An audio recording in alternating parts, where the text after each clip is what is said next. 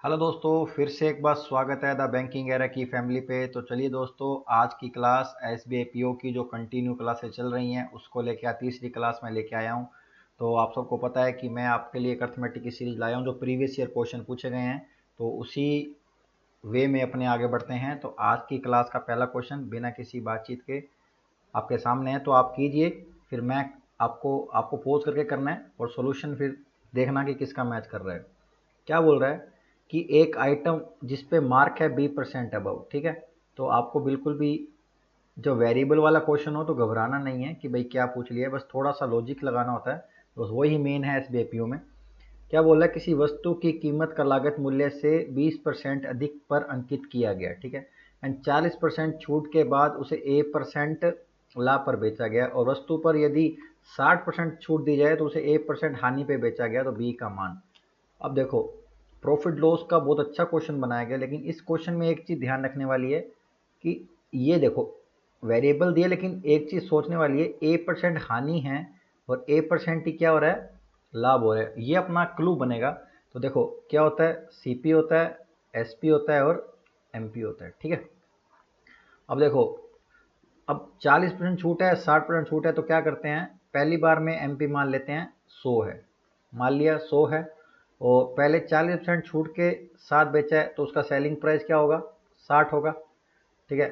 अब यहाँ पे उसने क्या बोला है, A% लाभ हुआ है, मतलब सीपी ने A% लाभ पे बेचा है, ठीक है। अब दूसरा क्या है, 60% छूट पे है, तो दूसरी बार एमपी 100 है, लेकिन एसपी क्या हो जाएगी, 40 हो जाएगी, क्योंकि पहले थी छूट 40, अब क्या छूट है, -60, ठीक है। अब क्या बोल रहा है, उस पे A% हानि हुई है, मतलब जो सेकंड टाइम, ये फर्स्ट टाइम का, ये सेकंड टाइम क्या है, -A% हानि है। तो देखो, दोनों जब सेम है, या तो आप इक्वेशन बना सकते हो, इसको x मान लो, इसको x मान लो, ठीक है। दोनों जब सेम है तो दोनों का इक्वेशन पैरामीटर सेम होगा, मतलब S P minus C P equal. तो एस पी मान लो 100 है, सी पी मान लो x है, ठीक है। अब ये प्रॉफिट परसेंट है, ये ए प्रॉफिट परसेंट है, और इधर भी क्या होगा, सी पी -40 होगा, क्योंकि इधर हानि हुआ है। ये इक्वल इसलिए कर रहा है क्योंकि A% है, इसलिए इक्वल कर रहा है, ये ध्यान रखना, ठीक है। ये x माना मैंने, x, ठीक है, सीपी नहीं। तो 40 इधर जा जाएगा, तो 100, x उधर चला जाएगा, 2x, तो x कितना आ गया, 50। तो सीपी कितना आ गया, 50। तो क्या पूछा है, b का मान। b क्या है, लागत मूल्य से 20% अधिक अंकित किया है, मतलब 50 से क्या करा था, 100 अंकित करा था, तो 50 पे 50 अधिक अंकित किया, तो 50 से 50 कितना परसेंट अंकित किया, 100% अंकित किया। 50 बड़ा 50 पे परसेंट किया, तो इस कट गया, तो इक्वल टू कितना आ गया, 100%। क्या आ गया, 100%, ऑप्शन नंबर बी। देखा, सोल्व किया तो पूरी वैल्यू, जो ये इक्वेशन थी मेन, वो किसके इर्द गिर्द घूमी, कि जब A% हानि पे बेचा और A% लाभ पे बेचा। वैसे देखा जाए तो जब दोनों सेम होता है तो ये जो एसपी होती है, दोनों को ऐड करके और डिवाइड बाय 2 कर देते हैं तो सीपी आ जाती है, ठीक है। ये भी होता है, लेकिन वो थोड़ा अच्छी थिंकिंग है, अच्छा थॉट प्रोसेस है आपका, तो आप कर पाओगे। नहीं तो आपको इस तरह इक्वेशन बना लेनी है एग्जाम में, ज़्यादा अपने आप को हाई फाई नहीं समझना है कि भाई मेरे को इतनी चीज़ क्यों नहीं माइंड में। सोच सिंपल कि भाई A% लाभ हुआ, A% हानि हुई है, तो S P minus C P करेंगे जब लाभ होगा, equals to C P minus S P करेंगे जब हानि हुई है, दोनों का इक्वल कर देंगे।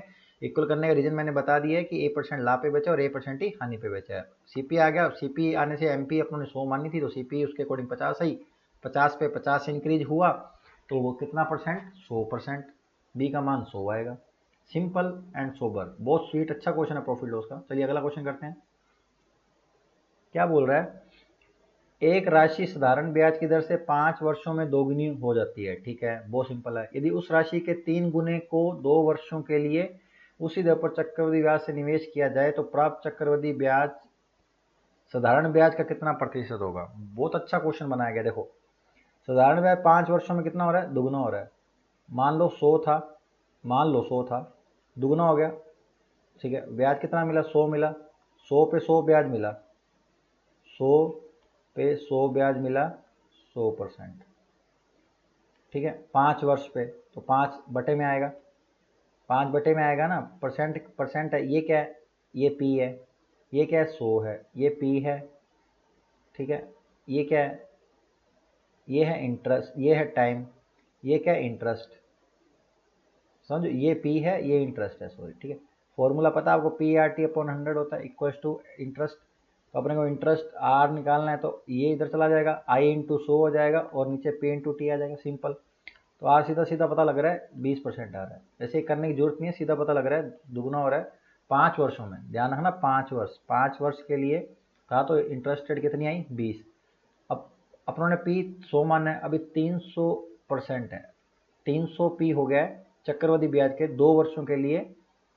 अब 2 वर्षों का 20 वर्ष का सक्सेसिव कितना होता है, 2 वर्ष का सीधा अपने को पता होना चाहिए 40% होता है। फिर भी मैं करके बता देता हूँ, 20 + 20 + 20 इंटू 20/100।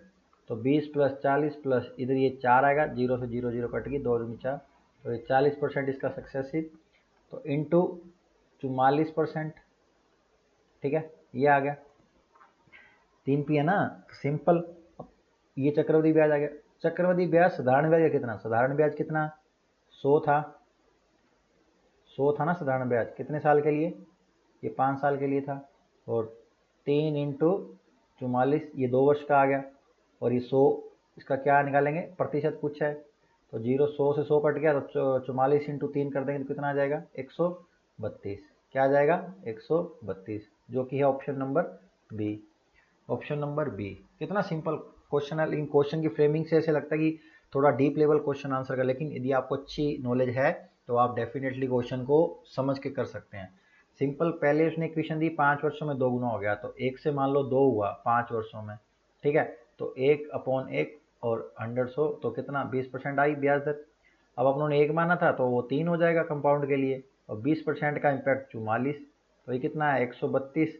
किसका, 1 का कितना परसेंट होगा 100 का, 1 का कितना परसेंट होगा, परसेंट में देखा तो 132।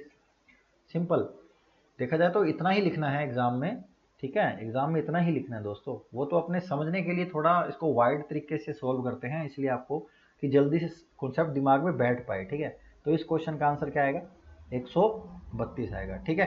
यदि क्लास अच्छी लगी है तो थम्स अप कर देना। चलिए, क्या बोल रहा है, एक्स एंड वाई की एज का अनुपात, एक्स और वाई है, कितना है 3 और 5। 6 वर्ष पहले वाई की आयु, वाई कितना है 5, इसको इसको ऐसे करते हैं एस ए मान लो। तो 6 वर्ष पहले वाई की आयु, वाई की आयु जेड की आयु की दुगनी थी, दुगनी थी। अब जेड कहाँ से, यदि एक्स जेड से 4 वर्ष बड़ा है, चलो भी आ गया, तो जेड क्या एक्स से 4 वर्ष बड़ा है, तो एक्स कितना है 3a प्लस एक्स जेड से 4 वर्ष बड़ा है तो जेड ये होगा। यदि ये 4 वर्ष बड़ा है तो 3a - 4 जेड होगा। तो 4 वर्ष बड़ा करेंगे तो 4 जोड़ोगे तो 3 आ जाएगा, ठीक है। अब क्या पहले होता है, इस लाइन में देखो क्या है, 6 वर्ष पहले एक्स की आयु जेड की आयु की दुगनी है, जेड की आयु कितनी है 3a - 4 इक्वल्स टू 2। ये इक्वेशन बन गई, इसको सोल्व कर लो, क्रॉस मल्टीप्लाई कर दो ना, 2 3 6 2 8, ए एक तरफ हो जाएगा 2, ए की वैल्यू कितनी आ गई 2 आ गई, ए की वैल्यू कितनी आ गई 2 आएगी ना, बिल्कुल राइट है 2 आएगी। 6 वर्ष पहले, 6 वर्ष पहले गुरु देखो आप, ये 6 वर्ष पहले, तो 6 वर्ष पहले तो इधर भी तो 6 माइनस होगा तो 10 हो जाएगा ना, 10 होगा तो ये 20 हो जाएगा, ठीक है। और ए इधर आएगा तो 20 इधर जाएगा प्लस का, तो ए की वैल्यू कितनी आ जाएगी 14 आ जाएगी, सॉरी, ए की वैल्यू कितनी आ जाएगी 14 आ जाएगी, बिल्कुल सही बात है। अब पूछा गया वाई की वर्तमान आयु, वाई की वर्तमान, वाई क्या है ये, तो 14 से मल्टीप्लाई कर देंगे सीधा सीधा, ए की वैल्यू पता है तो कितनी आएगी 70, क्या 70, जो कि है option number C. Option number C 70 क्या आएगी, वाई की वर्तमान आयु आएगी, ठीक। 6 वर्ष पहले की आयु उसने नहीं पूछी है, ध्यान रखना, कहीं आप 70 - 6 कर दो, ये ऑप्शन में होता है लेकिन इसमें नहीं है। अपने को वर्तमान पूछिए तो वर्तमान 5a है, तो 5a का ए की वैल्यू अपने 14 निकाली है, 14 5 70, ठीक है। क्वेश्चन में कुछ नहीं था, केवल इक्वेशन बनाना आना चाहिए और आपको थोड़ी अंडरस्टैंडिंग अच्छी होनी चाहिए, जिससे क्या होता है, अंडरस्टैंडिंग यदि आपकी बहुत अच्छी रहेगी तो क्वेश्चन की फ्रेमिंग को थोड़ा सा घुमाया भी जाएगा, तो भी आप उसकी ग्रैप कर लोगे कि ये इस तरह ही पूछना चाह रहा है, उसका पूछने का नज़रिया अलग है, ठीक है। तो ये चीज़ है कि आपको आना चाहिए समझना। चलिए अगला क्वेश्चन करें, देखो कितना अच्छा क्वेश्चन है ये भी। एक ट्रेन एक प्लेटफॉर्म को x + 12 सेकंड में पार करती है, ठीक है। यदि ट्रेन की लंबाई 120 मीटर अधिक होती तो उससे वही प्लेटफॉर्म पार करने में x प्लस 20 सेकेंड लगते। वेरिएबल है बट थोड़ा ये कॉन्सेप्ट आपका क्लियर होगा तो आप 2 सेकंड पोज करोगे लेकिन आपको समझ में आ जाएगा। और यदि ट्रेन एक खंबे को 18 सेकंड में पार करती है तो ट्रेन की लंबाई याद करो। ठीक है, देखो पहले एक प्लेटफॉर्म को पार करी x प्लस 12 सेकंड में। ठीक है, तो उसने क्या एक 12 सेकंड में पार करा होगा, तो ट्रेन की लंबाई को पार करा प्लस प्लेटफॉर्म की लंबाई को पार करा। ठीक है, कितने में, x प्लस 12 सेकंड में।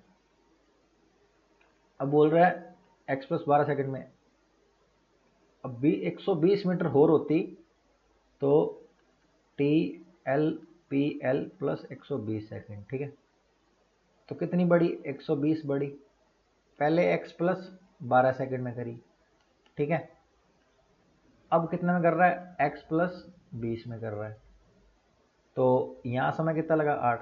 तो देखो ये चीज़ पकड़ में आ गई ना, 120 मीटर अधिक पार कर रहा है कितने में, 8 सेकंड में। तो क्या कितनी इसकी स्पीड कितनी होगी, 15 मीटर पर सेकंड। 15 मीटर पर सेकंड ये इसकी खुद की स्पीड है, ट्रेन की स्पीड है ये।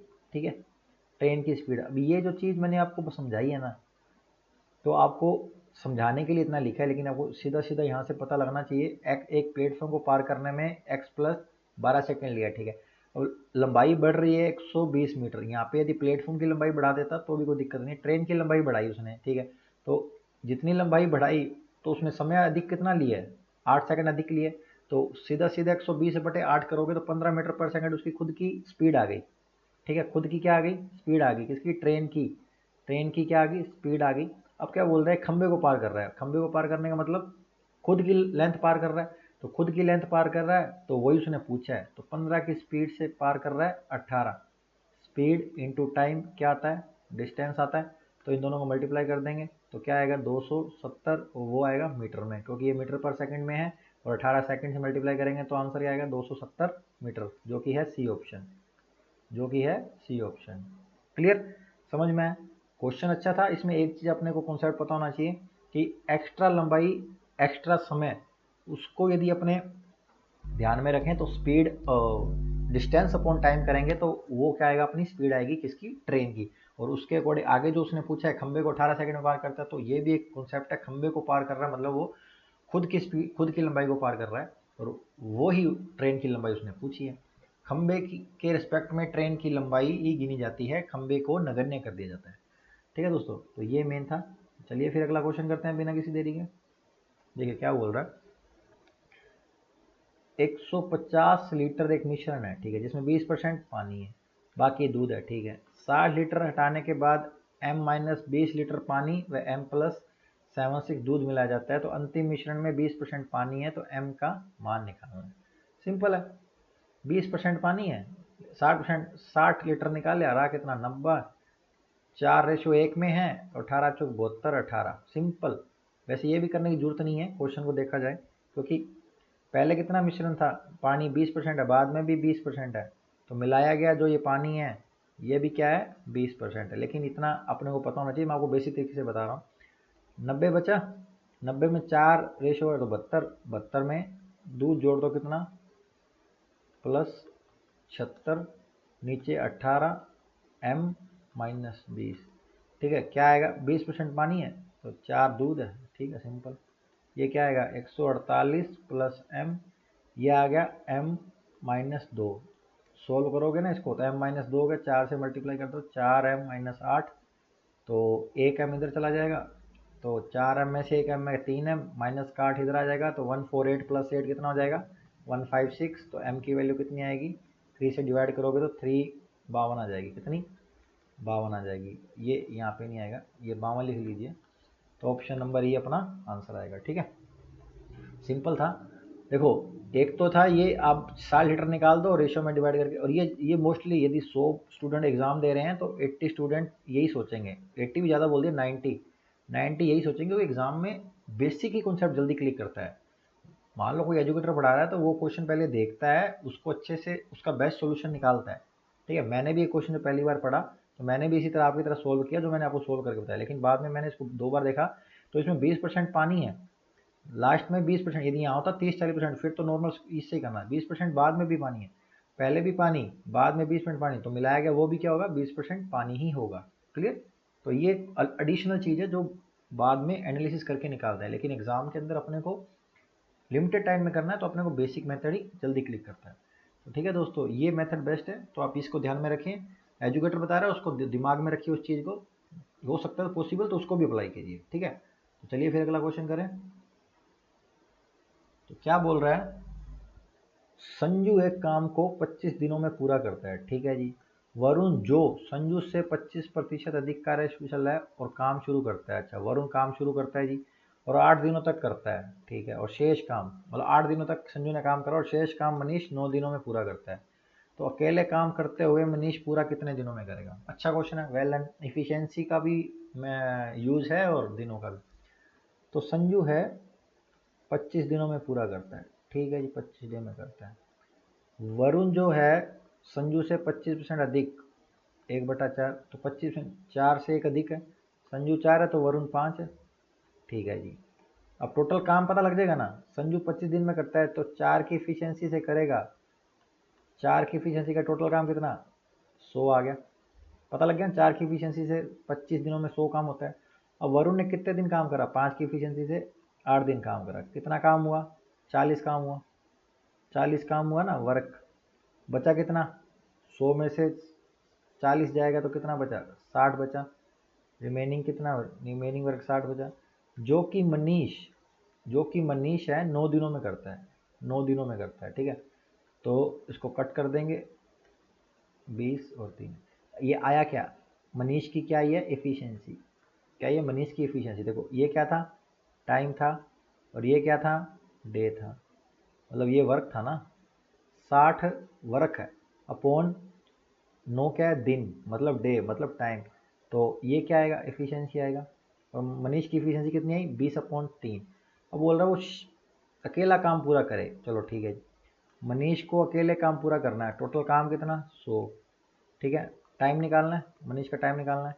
ये क्या है, टोटल वर्क यूनिट है 100, कितनी एफिशिएंसी से, 20/3, 3 ऊपर चला जाएगा, सिंपल।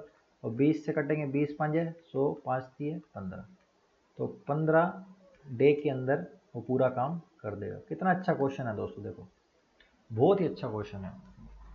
पहले बताया संजू कितने दिन में करता है, 25 दिन में करता है। फिर बोला कि वरुण जो है संजू से 25% अधिक कुशल है, जिससे क्या हुआ, संजू की भी इफिशियंसी आ गई, वरुण की भी इफिशियंसी आ गई। फिर संजू की इफिशियंसी से हमने टोटल वर्क निकाल लिया, टोटल वर्क कितना माना हो गया, 100 वर्क यूनिट। फिर वरुण की इफिशियंसी से हम लोगों ने उसका टोटल वर्क कर निकाल लिया जो उसने 8 दिनों में किया। 8 दिनों में कितना करा, 40 वर्क यूनिट करा वरुण ने। रिमेनिंग कितना रहा, 100 में से 40 किया, 60 रहा। अब 60 वर्क रहा, 9 दिन में किया, तो वर्क अपॉन दिन, मतलब 60/9 किया तो 20/3 मनीष की इफिशियंसी आ गई। अब मनीष की इफिशियंसी आ गई, टोटल काम अपने को संजू से पता ही था कितना है, तो 100/20/3 करेंगे तो मनीष की क्या आ जाएगी कि भाई टोटल काम वो कितने दिन में कर देगा, 15 दिन में करेगा, जो मैंने सोल्यूशन करवाया है। ठीक है, कॉन्सेप्ट आपके क्लियर रहेंगे तो कुछ भी पूछ ले आप डेफिनेटली करके आओगे। मैंने बोला ना, S B I P O के अंदर एक्यूरेसी बहुत ज़्यादा मैटर करती है, कम ना कि आपको स्पीड, क्योंकि वहाँ पे स्पीड से करने वाले क्वेश्चन कितने आएंगे, 5 से 10 आएंगे, मतलब स्पीड मैथ के क्वेश्चन आए। अर्थमेटिक के क्वेश्चन, डी आई के क्वेश्चन ऐसे आएंगे जो आपको टाइम देना पड़ेगा, और टाइम देने का मतलब है कि आपके कॉन्सेप्ट अच्छे होने चाहिए। तो वो जैसे अब ये क्वेश्चन मैंने कुछ कराया, तो ये क्वेश्चन यदि आपका कॉन्सेप्ट क्लियर है तो आप इसको 15 सेकंड में कर जाओगे, नहीं तो आपको ऐसा लगेगा यार इसमें टाइम लग रहा है, टाइम नहीं लगेगा, टाइम नहीं लगेगा, आपको विद इन टाइम कर जाओगे, क्योंकि आप कॉन्सेप्ट क्लियर है। तो वहाँ एक्यूरेसी आपकी मैटर करती है। ठीक है दोस्तों, तो ये था आज की लास्ट क्वेश्चन था। तो दोस्तों लास्ट तक जुड़ने के लिए बहुत बहुत धन्यवाद, और जिन्होंने चैनल सब्सक्राइब नहीं किया कर लीजिएगा। इसी तरह S B I P O के एग्ज़ाम तक मैं ये सीरीज़ कंटिन्यू रखूँगा और आपके लिए अच्छे अच्छे क्वेश्चन लेता हूँ, जिससे कि आपको भी एक बूस्टअप मिल सके। और मैं इसलिए लिमिटेड रखता हूँ कि मेरे को भी इतना टाइम मिल पाता है, क्योंकि मुझे भी वर्क रहता है, तो इसलिए आप भी अपनी मॉक पर पूरा फोकस बनाए रखें, जिससे क्या होगा कि आपकी तैयारी को और बूस्ट मिल पाए। तो मिलते हैं नेक्स्ट वीडियो में, तब तक के लिए जय हिंद जय भारत।